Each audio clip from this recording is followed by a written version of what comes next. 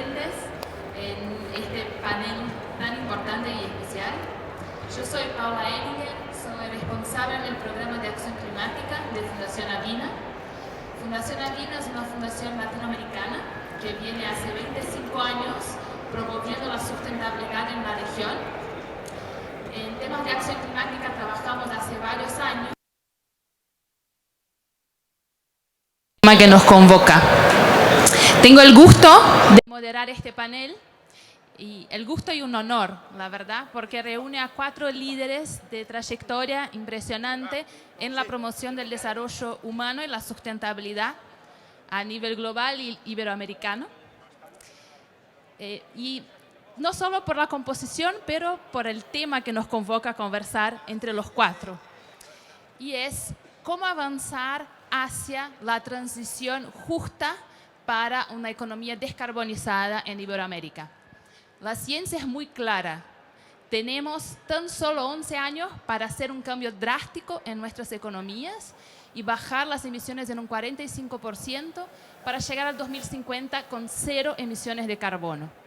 Pero esa transición puede darse de muchas formas. Y sin duda, una de las cuestiones esenciales es que sea justa. Y es sobre eso que vamos a hablar ahora. Quisiera invitarles a los panelistas, les voy a presentar brevemente, a compartir sus percepciones de cómo podría ser, cuál es el camino que nos toca adelante para asegurar una transición justa hacia una economía descarbonizada. Tenemos a José María Vera, director ejecutivo interino de Oxfam Internacional. En 2012 trabajó para la Secretaría General Iberoamericana y cofundó Ingenieros Sin Frontera en España. Tenemos también a Rebecca Greenspan, secretaria general iberoamericana. Un gusto, secretaria.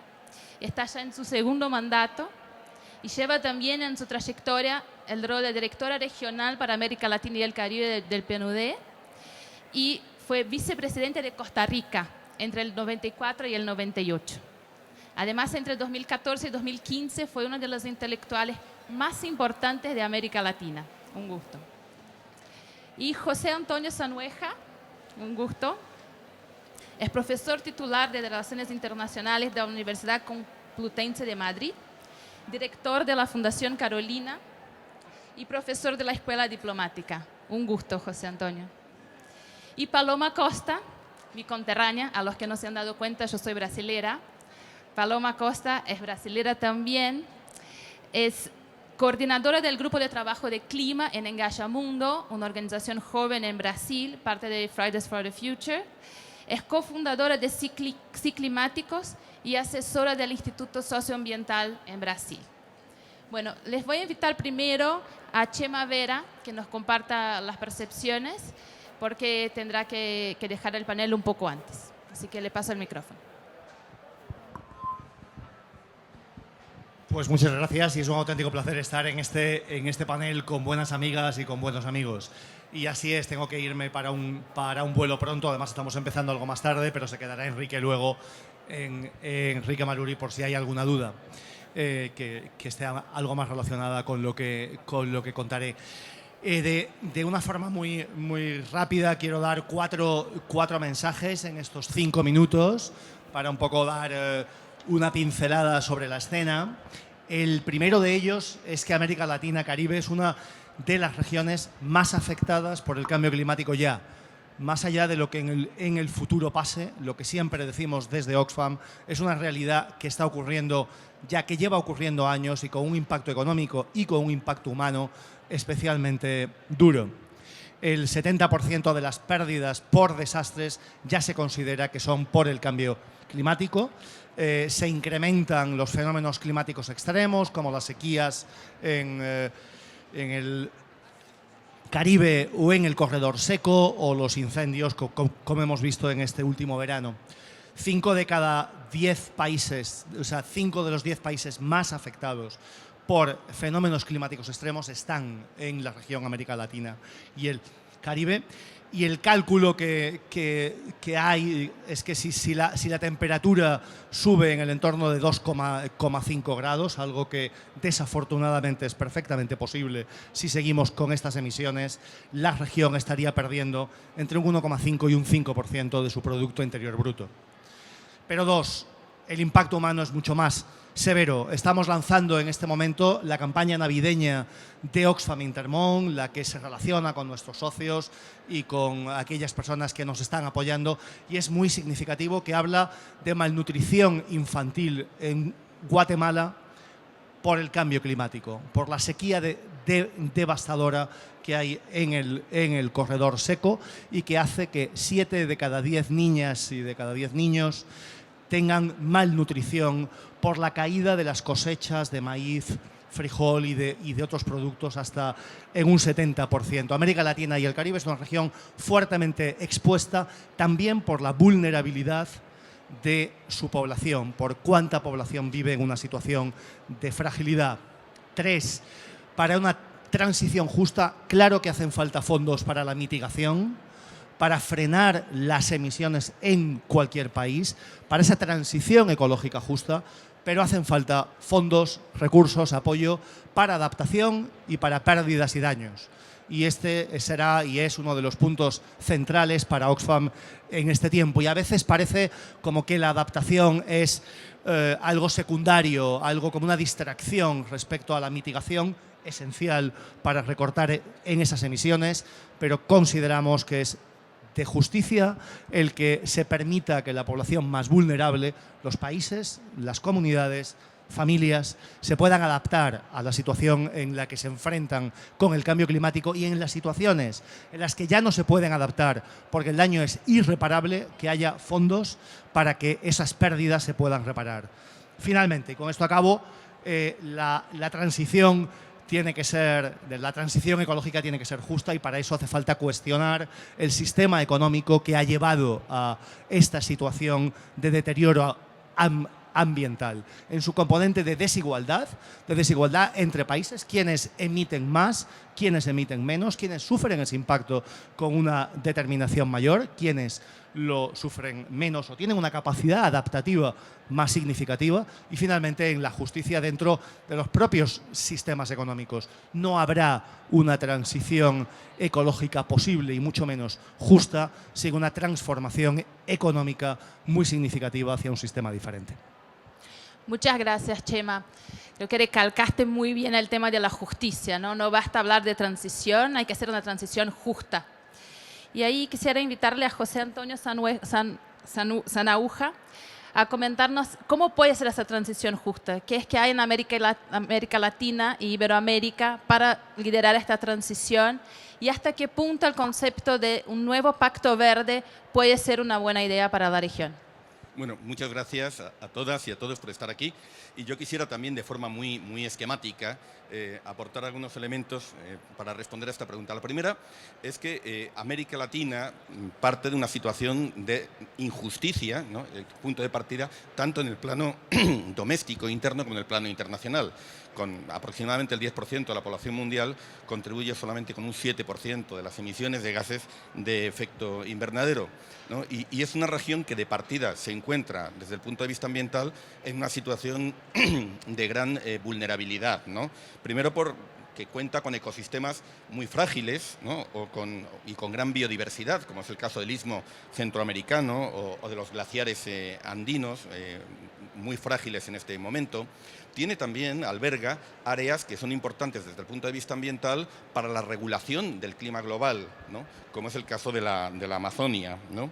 Y finalmente se encuentra, alberga también zonas propensas a riesgos de desastres por origen sobre todo hidrometeorológico, sequías, inundaciones y huracanes, efectos como el Niño o la temporada de huracanes que tradicionalmente se producía, ahora son más intensos, tienen más frecuencia, provocan muchísimo más daño en una población que de por sí es mucho más vulnerable.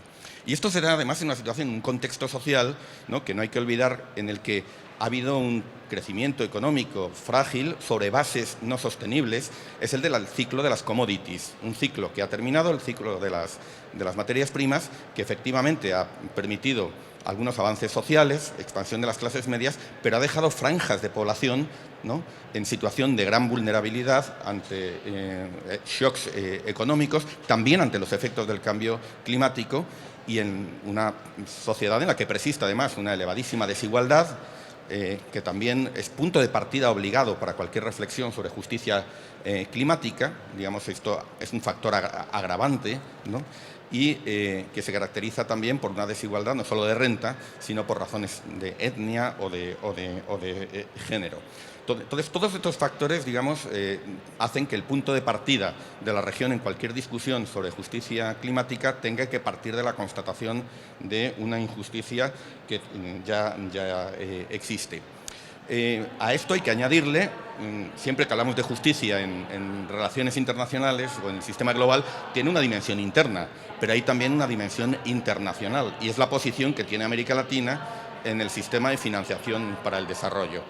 Probablemente podamos avanzar más sobre esta idea, pero ya querría apuntar que no podemos seguir ante la emergencia climática con el business as usual en lo que se refiere a una financiación del desarrollo altamente privatizada, protagonizada por actores privados que no tienen suficientemente o no tienen adecuadamente en cuenta estas metas, no se movilizan. Hay un enorme volumen de ahorro internacional que no está movilizándose para las inversiones necesarias para la transición ecológica, porque el marco del mercado global no lo incentiva ni lo favorece, al contrario, lo desalienta. Y tenemos un sistema de ayuda oficial al desarrollo que requiere también importantes reformas para movilizar recursos hacia esta transición ecológica sin descuidar otras metas que siguen siendo importantes desde el punto de vista socioeconómico. La idea del New Deal quizás la puedo desarrollar un poquito más adelante, pero solamente una idea, ¿no? New Deal verde alude a un pasado histórico. Esa referencia histórica es importante en términos de lo que se hizo en los años 30 frente a esa emergencia que fue la Gran Depresión, en términos de la movilización de la autoridad del Estado, de los recursos fiscales, de la fuerza de trabajo, ¿no?, para salir de una depresión. Hoy tenemos una situación de emergencia. Esa referencia histórica nos sirve en términos del esfuerzo que tenemos que hacer en muy poco tiempo, y sobre todo la idea del New Deal lo que nos plantea es que ese esfuerzo es posible, que podemos hacerlo. Muy bien. Muchas gracias. El tema de la financiación es fundamental, sin duda es un tema para seguir debatiendo, ojalá el tiempo nos alcance para ahondar en este aspecto.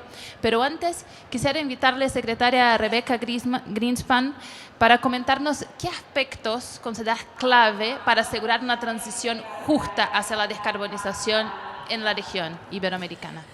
Bueno, repitiendo un poco, pero tratando de añadir a lo que han dicho ya Chema y José Antonio, porque la verdad es que dijeron muchas de las cosas importantes. Lo primero es que yo creo que hay que hablar no de una transición ecológica, sino socioecológica, porque efectivamente la sociedad toda tiene que cambiar culturalmente. Nuestros patrones de producción y de consumo no van a depender solo de una transición técnica, ecológica, sino que van a depender de la conducta humana. Y va a depender de los gobiernos locales, de los ciudadanos, de las empresas. Y entonces esta es una transformación muy profunda para efectivamente la descarbonización, ¿no? Y hacer el decoupling, ¿no?, entre crecimiento y bienestar y emisión de carbono. Y efectivamente ya estamos viendo que en algunos lugares del mundo esto se está dando, o sea, que esto es posible.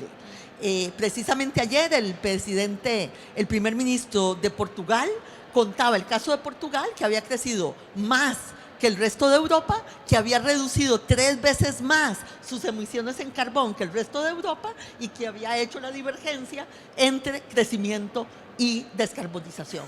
Entonces, Costa Rica, obviamente mi país, es el otro ejemplo. Entonces yo creo que ahí hay una posibilidad, sabemos que se puede hacer, sabemos que es económicamente viable, y por lo tanto tenemos que aumentar nuestra ambición en términos de lograrlo. Mi segundo punto es que que por ser verde no es justo, ¿verdad? Puede ser verde y concentrador. Y por tanto tenemos que estar muy conscientes de que la coletilla de verde no es suficiente, ¿no? Por eso decimos una transición más equitativa y más justa, porque podríamos hacerlo dejando a las comunidades más vulnerables rezagadas en este proceso.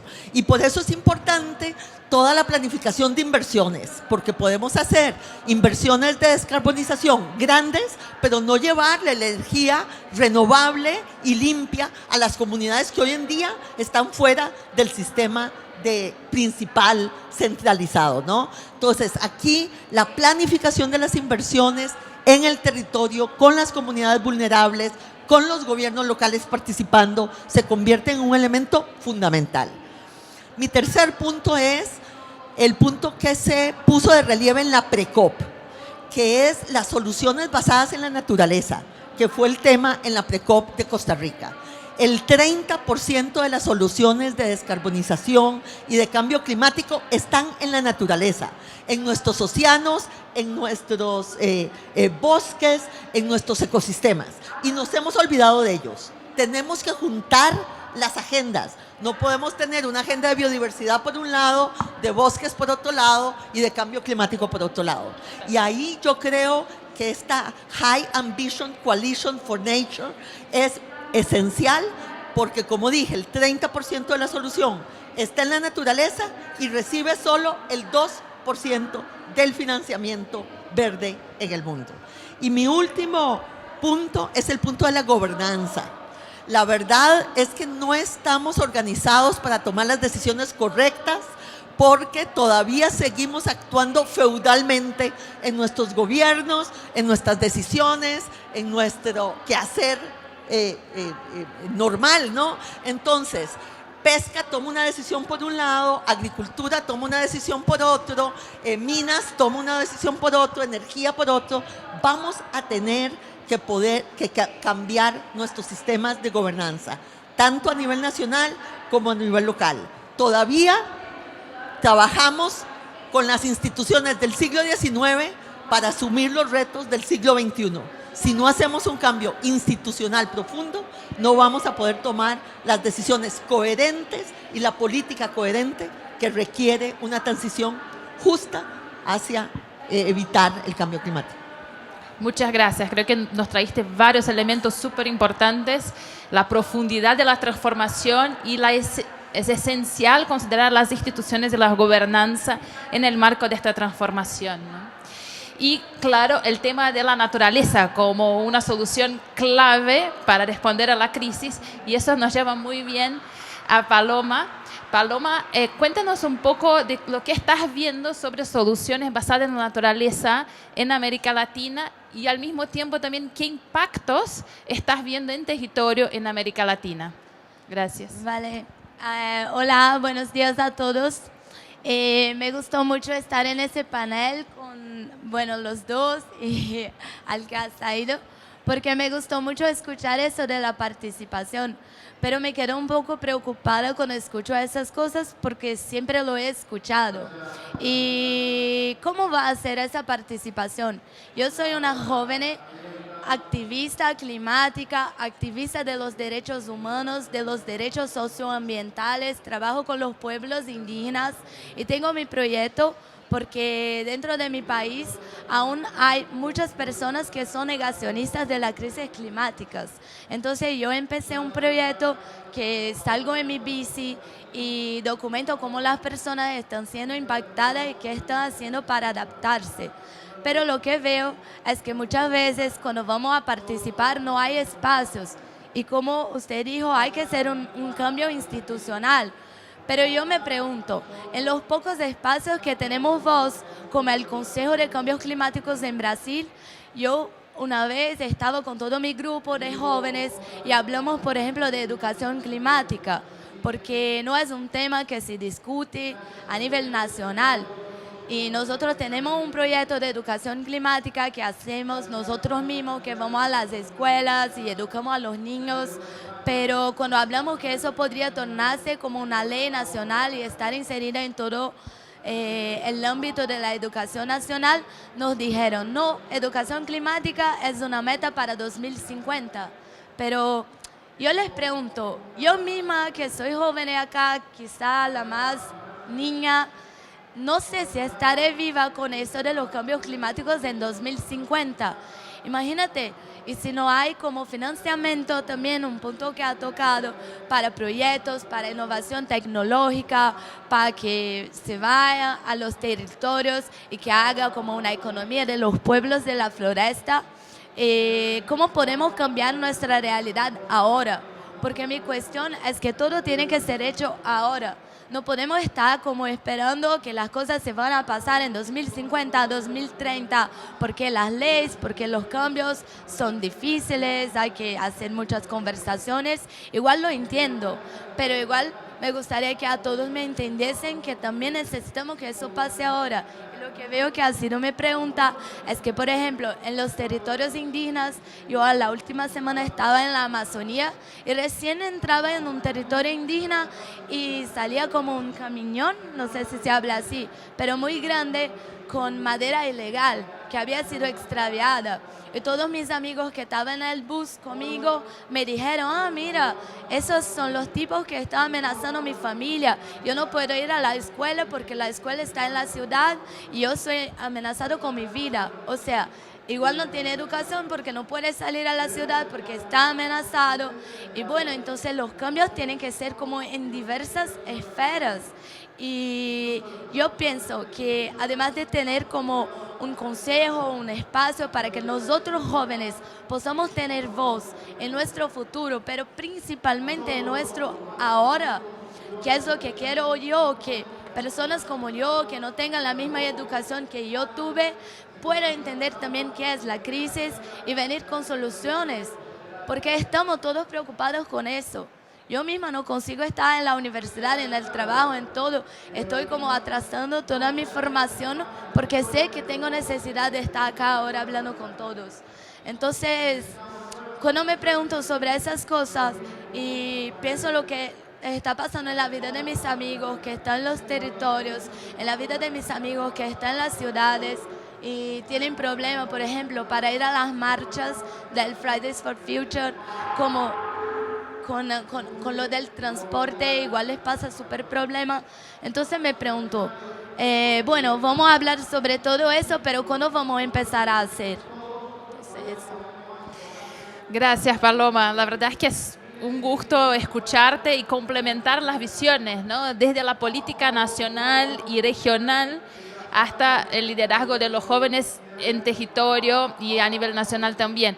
Qué pena que no estamos pudiendo escuchar muy bien, es muy emblemático eso, desafortunadamente. Pero bueno, después todos pueden buscar los contactos y creo que la conversación hay muchas maneras de seguirla.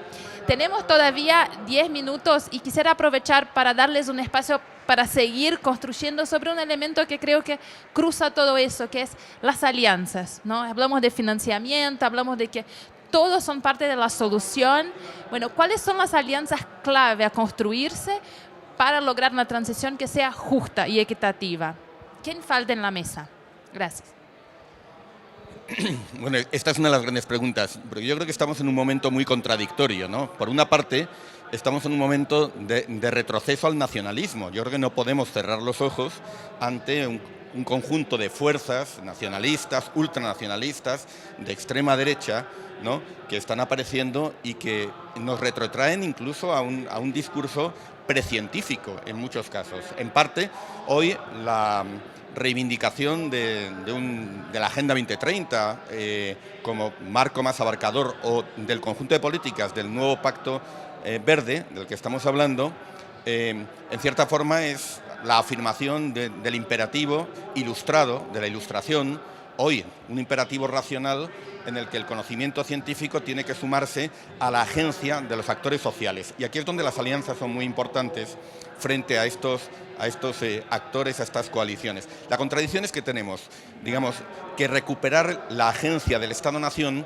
pero solamente esta podrá ayudarnos si es parte de coaliciones internacionales y de una cooperación internacional más efectiva. Y para ello necesitamos recuperar, digamos, estados para que tengan la capacidad de desarrollar políticas económicas, de movilizar los recursos, de recuperar el control de la moneda, de recuperar el control del crédito, de recuperar el control de la financiación que hemos ido perdiendo en el contexto de la globalización. Pero esto no podemos hacerlo nacionalmente, hay que hacerlo, digamos, en coaliciones que implican a la sociedad civil, a las organizaciones de todo tipo, y hay que hacerlo también en coalición, en una cooperación internacional mucho más amplia. Yo vuelvo a insistir en que si algo nos trae la idea del New Deal, ¿no?, es, como referencia histórica, es que es posible hacerlo. O sea que tenemos las capacidades, los Estados-nación, las sociedades, podemos organizarnos, tenemos que exigir, tenemos la capacidad de hacer frente a lo que ya es una emergencia, como lo fue en los años 30, el desempleo, la recesión y la miseria, y con un marco de políticas muy diferente al que había entonces, las políticas keynesianas frente al capitalismo del laissez-faire, con una voluntad decidida de carácter político, pudo movilizarse la energía de la sociedad, pudo movilizarse la tecnología para cambiar el escenario en muy pocos años, ¿no?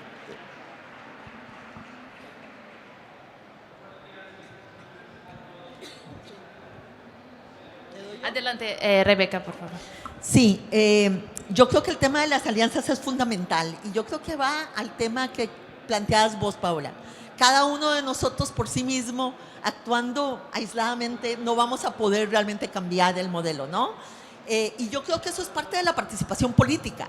Digo, no podemos sustituir ni convencer ni la persuasión política, hay que persuadir, ¿verdad? Y tenemos que saber que muchas veces todos nos quedamos como en nuestra zona de confort, hablando con los que ya están convencidos, con los que ya saben, con los que están de acuerdo con nosotros, ¿no? ¿Cómo salimos de nuestra zona de confort? ¿Cómo vamos a hablar con aquellos que tienen que ser convencidos, que tienen que ser atraídos a una participación política distinta, a una voz distinta? Y yo creo ahí, primero, que hay que ir al sector privado. Hay empresas que ahora están mucho más conscientes, que pueden ser líderes en un cambio en el mercado, porque hay que cambiar el mercado. No podemos solo actuar antes del mercado y después del mercado, cuando el mercado está destruyendo el ambiente. Entonces vamos a tener que ir hacia modelos de empresa diferentes, donde se cambie esta noción de que el único objetivo de la empresa es maximizar utilidades. Ahora hay muchas empresas que entienden que que tienen que ser viables, pero al mismo tiempo tienen que ser social y ambientalmente responsables y que tienen que alinear sus valores con los valores de las nuevas generaciones. Y yo creo que ahí hay que hacer una alianza entre esas nuevas generaciones, esos nuevos valores, esa nueva ética y empresas que están dispuestas a cambiar y a liderar un cambio en el mercado. Mi segundo punto es que hay que ponerle precio al carbono. Estamos hablando de la negociación del artículo 6 del Acuerdo de París, que es el único que no ha sido reglamentado. Y hay que reglamentar el artículo 6, porque la verdad es que en la medida en que los incentivos sigan siendo equivocados, vamos a seguir sacando la madera de los bosques, ¿verdad? Y vamos a tener una lucha en contra. Yo tengo el ejemplo de Costa Rica, que hoy en día tiene una capa vegetal más grande que en los años 80, porque cambiamos los incentivos, porque cambiamos los precios relativos, porque nos fuimos a un modelo no de extraer valor, sino de dar valor en aquello que hacemos. Y yo creo que ahí hay un cambio fundamental. Y mi último punto es lo de la cooperación, ¿no? O sea, yo sí creo que hay un problema en la cooperación internacional que se ha quedado en el modelo del siglo XX, que sigue pensando en los objetivos de desarrollo del milenio y no en los objetivos de desarrollo sostenible, donde tiene que haber una coalición mayor de países, donde los países de ingreso medio tienen que liderar un cambio muy importante también y donde la cooperación no está haciendo lo que prometió y es el adicional para el cambio climático. Y lo cierto es que el financiamiento de los bonos verdes, etcétera, se está brincando, como digo yo, a los países más vulnerables y a las comunidades más vulnerables. O sea, es tan complicado acceder a los fondos que solo los más sofisticados, los que ya tienen proyectos, los que ya saben, pueden acceder a ellos. Y tus comunidades vulnerables no. Entonces, hay que hacer un cambio ahí en toda la arquitectura de financiamiento verde, que ahora es mucho más poderosa que en el pasado, pero que está, como digo yo, brincándose a los más vulnerables porque no tienen las herramientas para poder llegar a ello. Hay que mejorar el sistema de financiamiento para que llegue a las comunidades y para que llegue a los gobiernos locales. Muchas gracias. Aprovecho, secretaria, para comentarle que son las 10:43 y me han informado que tienes que dejar el panel. Así que muchas gracias por acompañarnos y seguimos unos minutitos más. Espero que no nos echen para terminar de escuchar esta ronda de intervenciones. Gracias. Paloma, ¿nos puedes seguir reflexionando sobre el tema de las alianzas? Sí, claro. Me gustó mucho lo que ha hablado la secretaria de eso de persuadir, porque cuando estaba hablando de eso, justo de la educación climática, que es un trabajo que vamos haciendo, que nos estaba diciendo que tenemos que hablar con personas que no entienden del tema o que no saben todo lo que pasa con el tema. Eso es justamente el trabajo que la juventud está haciendo ahora, porque si pensamos, y perdona si creerme tanto, pero nosotros sí fuimos y somos los protagonistas de poner el tema de los cambios climáticos frente a todas las medias internacionales y nacionales y dentro de nuestros países con nuestras marchas y nuestras huelgas por el clima. Eso sí fue lo que puso toda la atención para los cambios climáticos. Y pues el momento también y todas las conclusiones científicas. Y como yo contaba, yo estaba como en la última semana en la Amazonía y estaba en una reunión con activistas internacionales, con jóvenes indígenas activistas, con cientistas, antropólogos, etc. Y me dijo un cientista una cosa que yo me he quedado pensando muchísimo, que él estaba estudiando sobre el tema de los cambios climáticos desde 70. Y desde 70, y como recién ha llegado a las conclusiones de que la crisis es mucho más grande de lo que imaginábamos. Pero me dijo, bueno, los pueblos indígenas están hablando sobre eso desde 70. Desde 70 me contaban, no, la crisis va a ser mucho peor. Y no sé qué, y no sé qué. Entonces, a la última semana hicimos una alianza entre activistas internacionales de Bélgica, de Europa, de África, de Brasil y de los pueblos indígenas para que defendamos los bosques. Y pues esa alianza igual, paralelo de lo que les contaba del Fridays for Future y todo más, en el Youth Climate Summit, que fue la cumbre de los jóvenes que tuvo ahora en septiembre en Nueva York, nosotros también hicimos una alianza global de que vamos a intentar implantar consejos de la juventud por el clima en nuestros países, porque eso sí acreditamos que necesitamos tener voz. Y ahora, como les contaba, y yo también hago parte de un grupo que se llama como Super 30, pero ese es el nombre que nosotros nos damos, pero que estamos asesorando directamente las Naciones Unidas para que hagan eventos realmente con significativa participación de los jóvenes. Pero, una vez más, es como les contaba, no adianta solo que yo esté aquí participando y diciéndoles todo lo que necesito, lo que pensamos, lo que estamos haciendo los cambios que es necesario que se hagan institucionalmente, políticamente, en las leyes. Necesitamos que nuestras voces sean institucionales. ¿Pero en qué sentido? En el sentido que lo que decidamos sea válido como si fuera una ley, y que sea compartida entre todos, entre el colectivo, y que tenga parte como todas las personas que van a ser impactadas por cualquier decisión que sea. Entonces esto. Gracias, Paloma. Si puedes compartir. Bueno, a mí me ha tocado, lo más difícil es la última intervención, además sustituyendo a Chema, pero voy a simplemente transmitir algunos mensajes complementarios. Uno es que Oxfam está convencido en el poder de las alianzas. y no solo para estos temas de enfrentar la crisis climática, sino para generar desarrollo global. Y creo que una reflexión importante es cuál es el modelo de alianzas, que no habrá uno, pero sí es importante pensar en cuál es el modelo de alianzas y pasar más allá de decir, no, tenemos que actuar en alianzas y entrar en el fondo y entender cuál es el modelo de alianzas que realmente se tiene que proponer. Entonces un primer elemento es eso, y es que tenemos que pasar de decir que queremos hacer alianzas a cualificar esas alianzas, entenderlas mejores y desarrollarlas. Y me alegra mucho además que me haya antecedido Paloma, porque creo que muchas de las claves de las alianzas están en la juventud. En la reciente reunión que hubo en Naciones Unidas sobre cambio climático en la Asamblea General, una de las conclusiones más importantes de esa reunión fue que era importantísimo cambiar la gobernanza del cambio climático, y creo que en eso tenemos que dar un paso adelante, y nosotros como una organización social tenemos que avanzar en que la gobernanza no solamente sea de Estado, sino que incluya a la sociedad civil y organizaciones sociales más ampliamente en la toma de decisiones.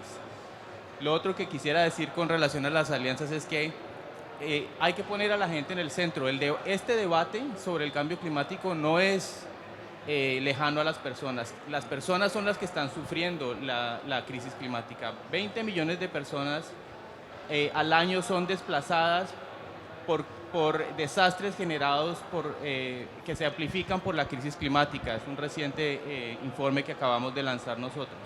Y por lo tanto es muy importante escuchar a las personas que realmente están siendo afectadas. Y en ese sentido, por ejemplo, las defensoras de la tierra y del medio ambiente son personas claves. Y lo cierto es que en América Latina está la mayor cantidad de personas que sufren violencia, defensoras de la tierra y del medio ambiente, que es un elemento a tener en cuenta. Es que hablamos mucho del tema, pero las personas que están cuidando el territorio son las personas que están más afectadas, algunas de ellas presentes aquí, pero no suficientemente bien representadas, y creo que hay que generar espacios para que estas personas sean escuchadas. Y cierro diciendo que las alianzas también son alianzas para ampliar la financiación. Hemos hablado aquí del tema de financiamiento. España ha hecho recientemente un anuncio de aportar 150 millones para el Fondo Verde. A nuestro juicio, de acuerdo con nuestros cálculos, todavía insuficiente, aunque es un gesto muy importante, pero todavía es insuficiente. Nosotros creemos que es menos de la mitad de lo que debería contribuir, pero es el caso de muchos países en desarrollo. Las alianzas funcionan si hay financiación para adaptación, para pérdidas y daños y para mitigación. Y todavía estamos muy lejos de cumplir esas metas de financiamiento que se habían establecido. Muchas gracias. La verdad es que ha sido un gusto moderar esta conversación. Creo que daba para mucho más. Antes de cerrar, quería solo destacar 3 puntos, de manera que salgamos de acá con una muy breve síntesis. Hemos hablado que la transición debe ser una transición socioecológica. Creo que ese es un concepto que nos puede quedar y que es posible, sí es posible hacerlo. El Green New Deal puede ser un camino.